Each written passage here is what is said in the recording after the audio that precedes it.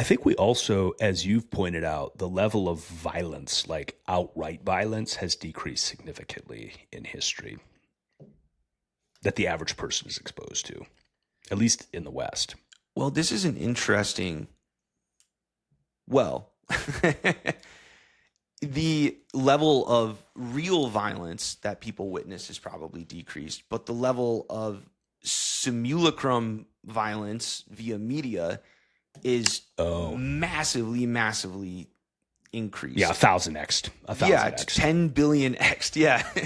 Yeah, I mean, yeah, maybe, yeah, yeah, yeah. you did have Romans, drawing gruesome, maybe like graffiti or whatever. But yeah, and you have to wonder what the net effect of that is. You may have never slaughtered your own animal or done anything like that, but you've watched some really gruesome television. And like what you were saying with the UFC and how it's just kind of gruesome and hard to watch, I feel that way about a lot of violent entertainment. A lot of people Yeah, really like Quentin Tarantino. His movies are just hard for me to watch because yeah, I keep thinking about what it would actually be like for yeah. that thing to actually happen. I can't take the extreme violence and put it into a pretend world. And I wonder the people who can do that, what is the psychological effect there? I really have no idea. But briefly, to touch on a previous point that you had about people, uh, yeah, there may have been more violence, but it may have only been in concert. Like you may have seen a fist fight or two, but you didn't live through World War One until you went to the trenches, right? And I think a lot of people signed Mm, up for that because they were ignorant and they had no idea what it would actually be like, and they were right. bored, just bored, right? Like even in Yeah. the ancient era, I'm sure that you're slaughtering your own animals. You're probably seeing violent scenes occur pretty frequently, but you you're never really in a pitched battle until you go and live through one. I'm sure that it was very hard to accurately describe to people what that was like, and they probably came back from it being some of them being like that was not good. I did kind of a moderate dive into this because I was curious Hmm. about pre-industrial PTSD. Like, That are is a fascinating subject. I have wondered about this, so I'm interested to hear your thoughts. there are I mean, this is not a well documented thing because modern psychiatry, which is how we understand this phenomenon, didn't exist until really the 20th century. And in World War One, they called it you by World War One, you're collecting population level statistics on all of the men that you push into your modern industrial military. So they were doing psych evals by World War One. They called it shell shock, and I don't know what they called it in World War Two, but by Vietnam they called it PTSD. Uh, but some of those symptoms I think they were called it battle fatigue in World War II. okay. Yeah, they did have data on basically like psychological casualties, people that could no longer be in operations, and they observed interesting things like they'd be like someone could be fine until maybe like 5 continuous days of combat or 10 continuous days of combat, and then they don't work anymore.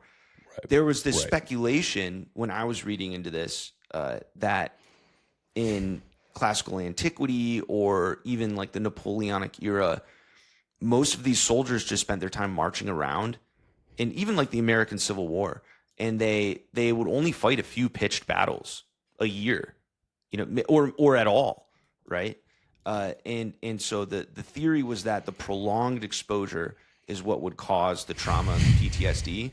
But there are Yeah. some accounts of going very far back to like the Greeks and the Romans at least, and I haven't investigated sources from China or India or other parts of the world, but accounts of PTSD like symptoms of veterans back then. So, long story short, my Yeah. point here is I Well, I think there may wonder. have always been this dynamic where violence is kind of glorified, and then when you actually experience it, you receive like this psychic mutilation that you just cannot recover from. Period. Mhm. Yeah. Well, I think it matters a lot as to the idea of what your society is actually expecting of you. And and kind of the culture that you kind of come from, and the culture that you basically kind of where you come from and where you're coming back to. So what I mean by that is, if you're coming back to a culture that is celebrating you as a hero, I think the transition is easier. I know there are certain like psychological and actual physical effects. Like, I know a lot of people talk about this idea of how these extreme events basically hijack your amygdala, and your amygdala is just like firing, firing, firing, firing, firing. So like, I read a book a number of years ago called The Body Keeps Score, and it kind of talked about like a lot of these modern day brain scans. Why do you react with that kind of startle response first? And it's because your amygdala is actually shorter. Like, the brain path, like the circuit path for your amygdala is shorter than your like prefrontal cortex. So that like process is faster. And the theory is, evolutionarily, like, the people that had that shorter path lived because they reacted quicker to these kind of responses. But if that pathway is constantly just like pedal to the metal, you basically are constantly in this kind of fight flight stage. You're kind of outside of this like window of tolerance. You're like hypo-aroused or hyper aroused or something like that. You know what I'm bastardizing these names, but basically a lot of it has to do with brain chemistry and the actual structure of your brain and how you can hijack these things. And so how do you kind of undo that is a very long process of therapy, of, there's all these different techniques now that they use to try to understand how to treat trauma. And trauma, to your point, is not necessarily storming the beaches of Normandy. It sounds like less maybe romantic to say trauma can be like an emotional breakup, like a romantic breakup that's extremely emotionally taxing, a divorce, like your divorce or maybe your parents' divorce, even humiliations in somewhat like lower stakes environments traditionally, like, oh, you're a kindergartner and the teacher ridicules you. Like, these can literally alter your brain chemistry in like very, very significant ways that literally cause lasting effects.